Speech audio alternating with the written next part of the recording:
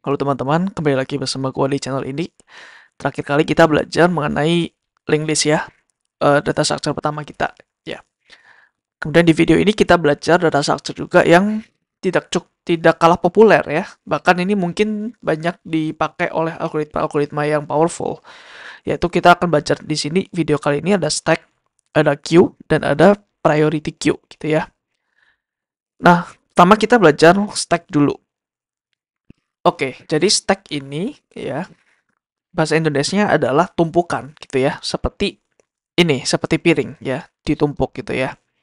Nah, jadi tipe struktur data ini, data structure ini, itu seperti ini operasinya ya. Pertama ada empty stack ya. Kemudian kita bisa push elemen ya, namanya push sama ada pop gitu ya. Jadi ada dua operasi di stack ini, ada push, ada pop.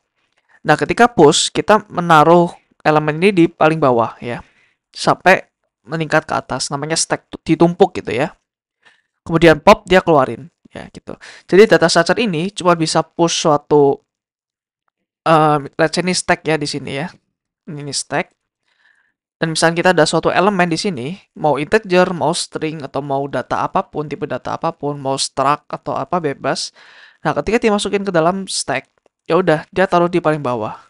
Kemudian operasi satunya yaitu pop gini ya. Jadi di pop. Sorry, popnya itu harusnya gini ya. Pop gitu, bukan di sini. Nah, jadi kira-kira seperti itu.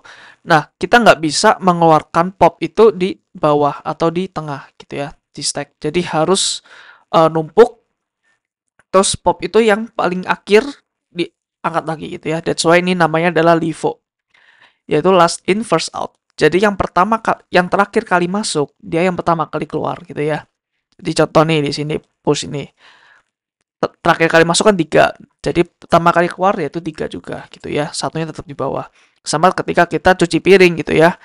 Kita taruh piring dari paling bawah sampai paling atas. Nah, ketika kita cuci, biasanya kan kita ambil yang atas dulu nih.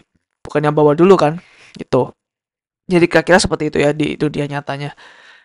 Nah, use case untuk stack ini apa? Untuk ya bukan untuk cuci piring ya. Cuci piring kan analogi aja di kehidupan nyata. Tapi untuk di IT atau di software itu gunanya untuk kalian bisa lihat di materi function recursive function ya ada namanya recursion yaitu ada stack. Jadi ketika ada function dipanggil ya, ketika function dipanggil dia panggil function lain di sini, terus dia panggil function lain lagi di sini. Ketika function ini udah kelar, dia dihapus terus lanjut ke sini gitu ya. That's why ini artinya pop, dia pop terus lanjut di sini terus pop lagi gitu. Jadi kira-kira seperti itu ya untuk stack. Jadi stack ini mungkin di materi kita yang recursive function, mungkin kita anggap ini sebagai suatu space di memori gitu ya. Nah, itu nggak salah sebenarnya. Tapi ada juga stack ini data structure ya. Jadi ada dua definisi nih, ada data structure dan ada memori gitu ya. Kita harus paham konteks. Jadi kalau di modul ini kita bahasnya tentang data structure, bukannya memori gitu ya. Meskipun namanya sama-sama stack. Tuh. Kemudian untuk undo mechanism. Nah, kalau kita ngetik sesuatu, kita mau undo, itu kan changes terakhir kita ya. Changes terakhir kita yang di undo gitu. Perubahan terakhir kita yang di undo. Jadi bukan ketika kita ketik A, terus ketik B, terus ketik C, ketika undo kita mengundo A, bukan ya. Jadi kita mengundo C-nya dulu gitu. Nah, kira-kira seperti itu ya untuk undo-nya. Nah, untuk operation ada push, ada pop. Cuma dua aja ya. Jangan pernah untuk ngepop atau ngambil value yang ada di tengah-tengah stack ya. Jadi seperti itu untuk stack. Nah, untuk push dia O1 ya. Untuk apa masukinnya, terus untuk pop untuk keluarinnya dia juga O1. Ya, kira-kira kebayang lah ya kenapa gitu. Nah, stack ini nanti akan kita pakai sebenarnya di algoritma-algoritma seperti mungkin di algoritma graph ya. Nah, makanya sekarang gue nggak kasih tahu kalian why-nya dulu atau problem walkthrough-nya dulu, karena ini sebenarnya adalah building blocks ya, atau sebuah requirement data structure dari sebuah algoritma yang kita akan pelajari nanti gitu ya, yang lebih guna gitu. Oke, jadi stack ini kita bisa implementasi dengan dua cara, bisa pakai array atau bisa pakai linked list. ya, bisa pakai array atau bisa pakai linked list. Tapi mungkin kebanyakan, sorry ini bukan gini ya, pakai linked list. Tapi kebanyakan mungkin seringnya pakai linked list ya. Kenapa? Karena ketika kita push atau ya kita kita push, kita nggak perlu nambahin, kita nggak perlu apa ya, dynamic array gitu. Dimana ketika di udah full, kita perlu declare lagi gitu, itu nggak perlu ya. Jadi cukup dengan linked list. Lagian kita juga nggak perlu apa namanya, nggak perlu mengakses tengah-tengah kan ya. Cuman antara di akhir atau di awal gitu. Kalau kita mengakses tengah-tengah, ya of course linked list lebih lambat ya karena dia ON gitu. Tapi karena stack kebetulan kita nggak perlu akses tengah, cukup di awal aja gitu ya. That's why linked list jauh lebih preferable gitu, jauh lebih sering digunakan gitu ya. Nah, kira-kira untuk code-nya seperti ini. Jadi ada node di sini ya. Mirip-mirip seperti linked list ya sebenarnya. Ya sebenarnya ini linked list ya. Tapi untuk operasinya dibatasin aja gitu. Jadi ini linked list yang terbatas operasinya. Cuman bisa push sama pop. Nah, ketika kita ada linked list seperti ini, atau kita bilang stack lah ya, stack seperti ini. Ketika kita mau pop, ya. Jadi ini kan head ya. Ini adalah headnya di sini. Kemudian, oh cuma head aja ya, kita nggak perlu tail ya. Jadi ini null misalkan ya di sini. Nah, ketika pop, dia kasih temp dulu, temp sama dengan head, berarti tempnya di sini ya. Tempnya di sini, terus headnya adalah head next. Jadi headnya udah dipindah ke sini nih, ya, bukan di sini lagi. Nah, kemudian kita free ini ya, kita hapus. Nah, jadinya gitu aja sih. Jadi headnya sekarang ada di sini. Ya udah, jadi stack baru gitu. Stack yang dimana elemen ini udah dihapus, udah di pop gitu ya. Nah, jadi operation pop ini sebenarnya dia juga ada dua tugas ya. Dia menghilangkan elemen paling atas, sama dia biasanya juga nge-return datanya gitu ya. Nah, untuk push, ya, ini gue bikin lagi dari sini ya, stack yang tadi. Nah, untuk push, dia gimana? Ini kan data paling akhir ya. Jadi kalau push, dia harus uh, Nah, dia harus, aduh, sorry, dulu ya. Jadi dia harus di sini nih, bukan di belakang ya, di depan. Gitu. Nah, step by stepnya gimana? Ya, kita kasih data dulu lah ya, random, modulo 100, mungkin 99 lah ya, oke. Nah, kita bikin node-nya dulu. Ya, kita udah belajar di linked list ya, cara bikin node gimana, pakai malloc.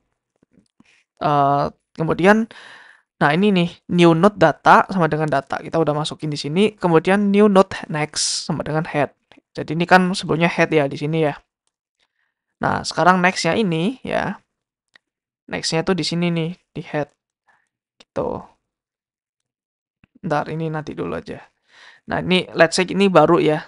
Jadi ini adalah node baru, next-nya adalah head di sini. Gitu.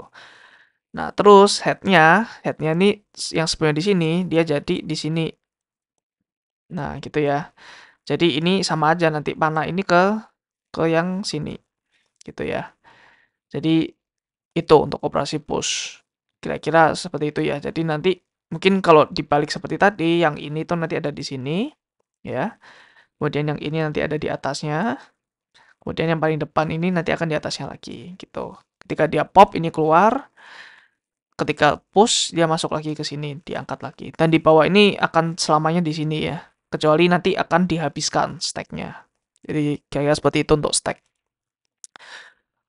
Oke, nah ini untuk queue. Queue itu kebalikan dari stack ya. Jadi stack tadi kan last in first out. Sedangkan queue itu adalah first in first out. Ya, kita mungkin lebih paham ini karena kita sering mengalami sehari-hari ya ketika kita mau mengantri, mau ngapain. Jadi yang pertama kali ngantri yaitu yang pertama kali dilayanin gitu ya. Jadi ini adalah FIFO, first in first out. Tadi adalah LIFO, last in first out gitu. Sekarang queue, FIFO. Nah, kira-kira seperti ini ya. Ada dua operation juga. Ada namanya NQ dan ada DQ. Nah, tadi kan di sebelumnya kita punya satu pointer yaitu head ya. Jadi kalau di queue, dia itu ada dua nih pointernya sekarang. Ada yang head dan ada tail. Kenapa gitu? Karena ketika kita enqueue, kita push ini ke sini gitu ya. Dan ketika kita dequeue, ya kita push, kita pop, ya pop yang dari kiri gitu. That's why kita perlu dua indeks di sini ya, dua penunjuk. Jadi seperti itu. Ketika kita enqueue ya udah, ini adalah orang yang ngantri, baru ngantri gitu. Dan ini adalah orang yang udah paling lama ngantri nih di sini. Nah, use case-nya apa? Use case-nya lebih jelas saya untuk order processing, untuk traffic management. Nah, ketika kita mungkin mau beli konser tiket, ya tiket konser, misalkan di Ticketmaster. Nah, itu kan kita ada biasanya ada keterangan ya, kita ada di queue berapa, kita di antrian berapa gitu. Nah, itu gunanya queue ya, untuk order processing atau traffic management ya.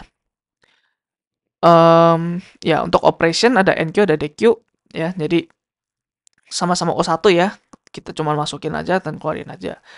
Implementasi juga sama bisa pakai array, bisa pakai linked list, tapi preferably linked list karena biar apa ya, biar array-nya itu nggak perlu di resize ya ketika datanya udah besar gitu. Dan ini kita juga nggak perlu otak-atik yang di tengah sini gitu ya. Jadi kita nggak perlu mencari yang di tengah. Kita hanya ada di awal dan ada di akhir gitu ya. Nah, untuk code-nya seperti ini. Mirip-mirip seperti tadi sih sebenarnya. Note di sini, terus eh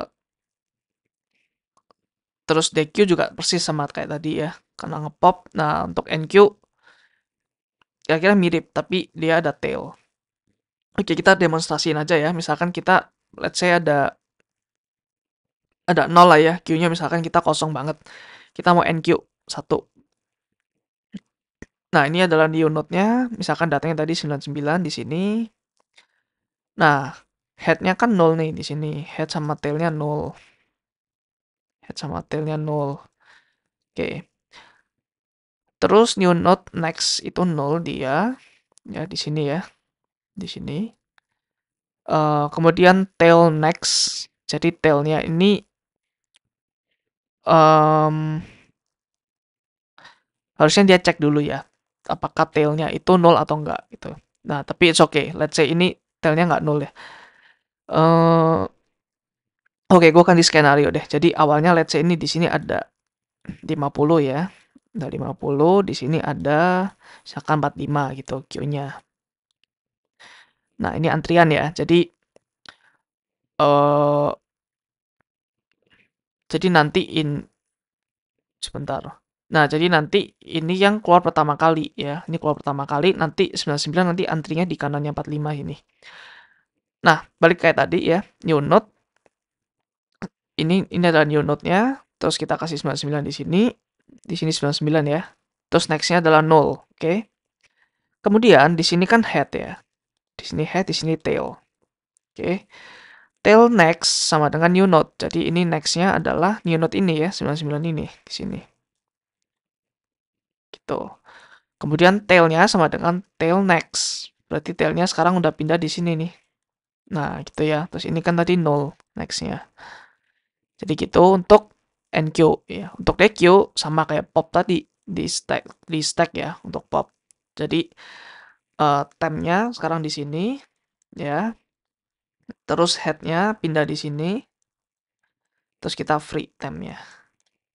Seperti itu ya. Itu untuk DQ. Nah, untuk code-nya ya, nanti code-nya tenang, gue akan share untuk stack queue dan nanti priority queue di GitHub. Nanti gue akan kasih linknya di description ya, video description. Oke, itu untuk queue ya, teman-teman. Nah, kemudian yang terakhir kita belajar tentang priority queue. Nah, ini sebenarnya sama kayak queue ya, first in first out. Tapi ini nggak fair. Kenapa gitu? Karena dia kayak dia punya duit gitu ya, kita bisa nyokok gitu. Jadi anggap aja duit ini namanya priority atau namanya wait sih. Ada yang bilang wait, ada yang namanya priority dan lain-lain gitu. Nah, jadi nih ketika kita NQ, kita kan harusnya di sini ya, harusnya di belakang sini kan. Kita ngantri dulu baru keluar. Nah, tapi kalau priority queue ya, ketika ada misalkan nih ya, data barunya 3 nih. Nah, 3 itu nggak di sini, tapi 3 itu akan ditaruh di antrian yang sama persis gitu ya di sini. di antrian yang urut ya. Jadi priority queue itu urut dari kecil ke besar atau dari besar ke kecil tergantung implementasi nanti ya. Jadi yang priority-nya paling gede dia di DQ duluan gitu. Jadi ini mirip-mirip seperti apa ya? Mungkin seperti kalau di wahana ya ada jalur biasa dan ada jalur berbayar gitu ya, fast track. Jadi kalau fast track mungkin ini priority-nya lebih gede gitu daripada priority biasa. Tapi ini kan hanya ada dua opsi ya, antara fast track atau enggak. Tapi priority queue ini lebih ke banyak sih priority-nya, bisa satu mungkin bisa sampai 99 gitu ya, atau ribuan gitu untuk wait-nya. Seperti itu ya. Nah, use case-nya untuk apa? Untuk job scheduling di operating system. Maksudnya apa? Operating system itu sama seperti kayak Windows atau Linux ya, bagi teman-teman yang belum tahu. Gue juga udah jelasin operating system ya di modul computing. Nah, jadi operating system itu di dalamnya ada job. Dimana job itu mungkin tujuannya untuk misalkan nih, ini di sini ada waktu ya, untuk mengupdate waktu ini gitu. Contoh lagi, ini kan gue lagi merekam ya pakai software namanya OBS. Terus gue juga lagi buka PowerPoint. Terus di background gue juga lagi nge-upload video YouTube. Jadi ada banyak banget eh banyak kerjaan yang dilakukan oleh OS gitu ya, oleh operating system kita.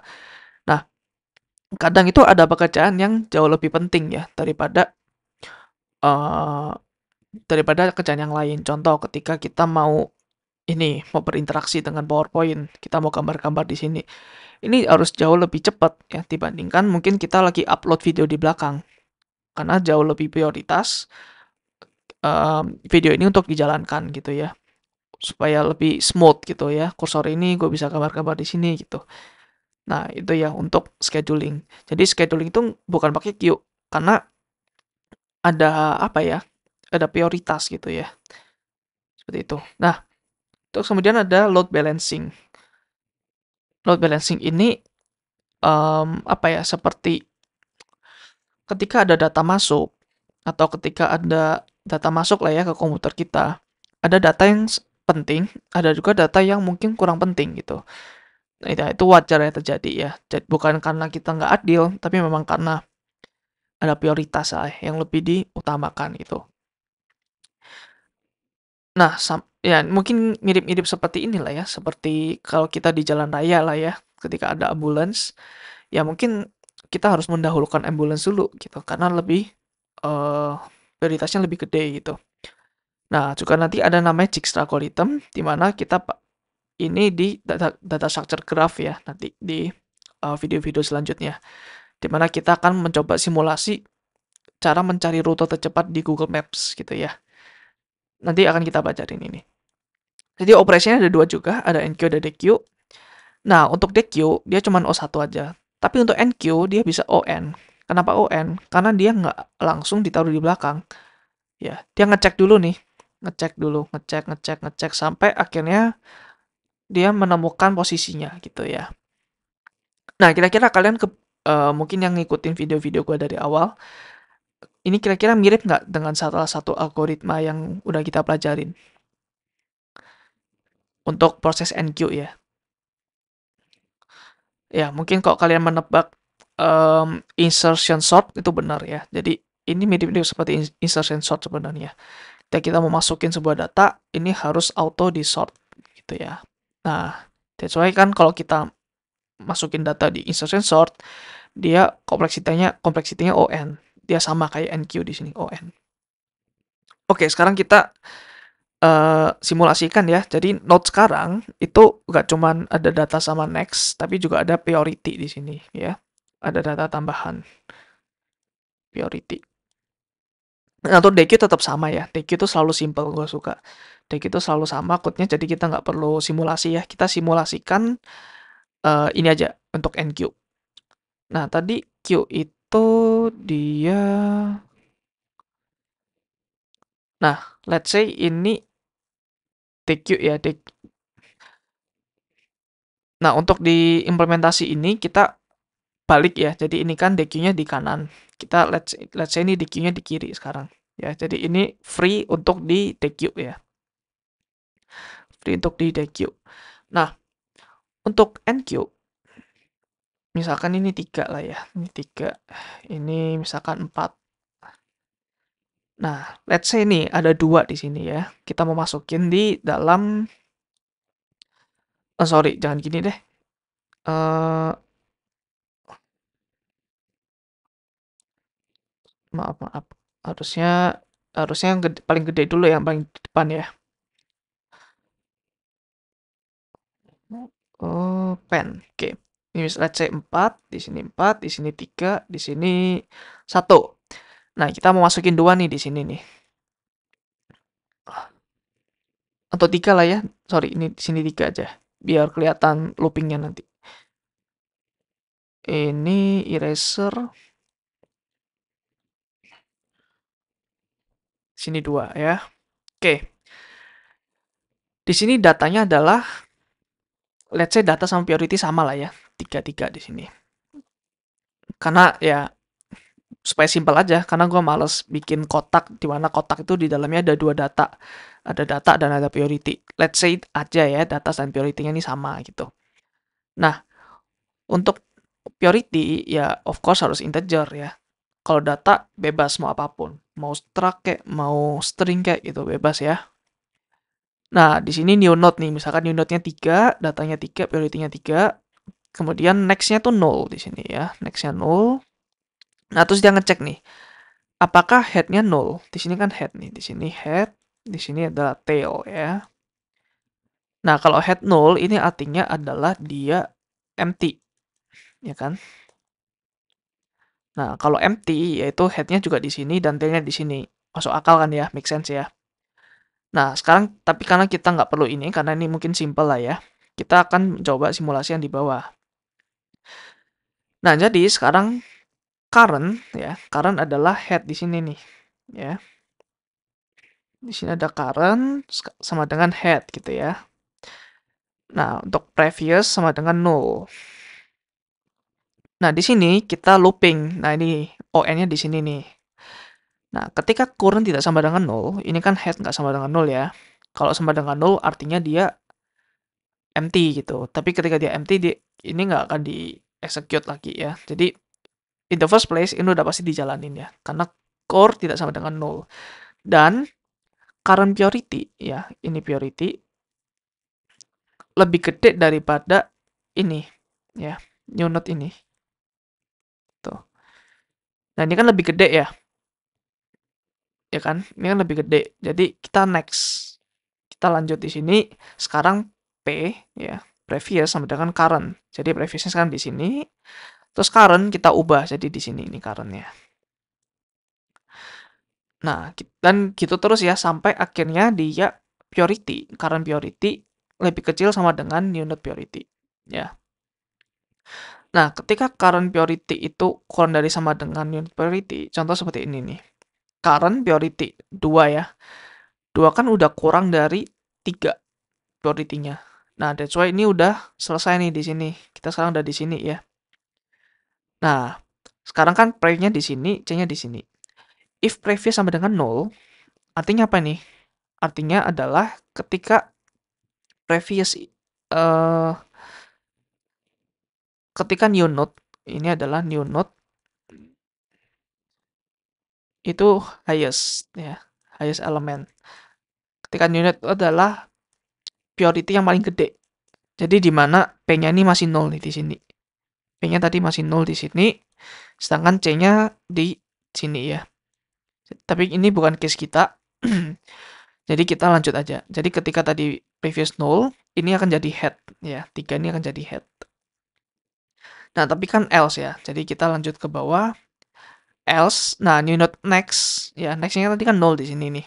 Sekarang 3 di sini. Next-nya akan ke current.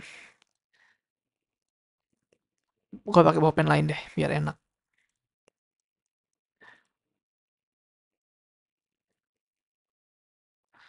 Nah, di sini 3 ya.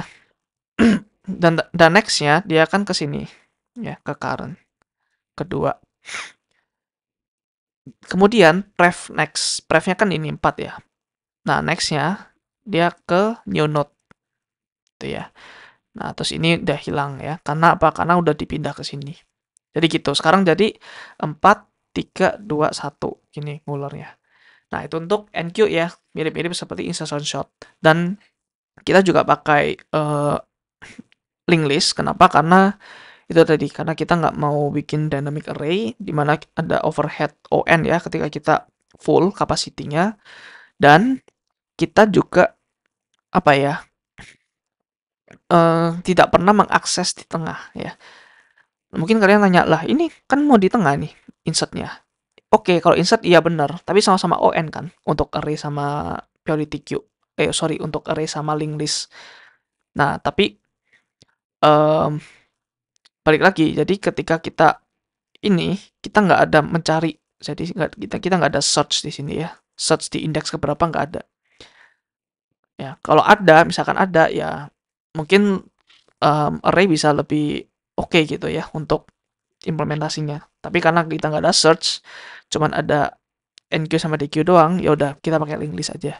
Oke, nah jadi itu ya untuk 3 data structure yang mungkin bakal menjadi data structure yang paling powerful karena banyak digunakan di beberapa algoritma gitu ya.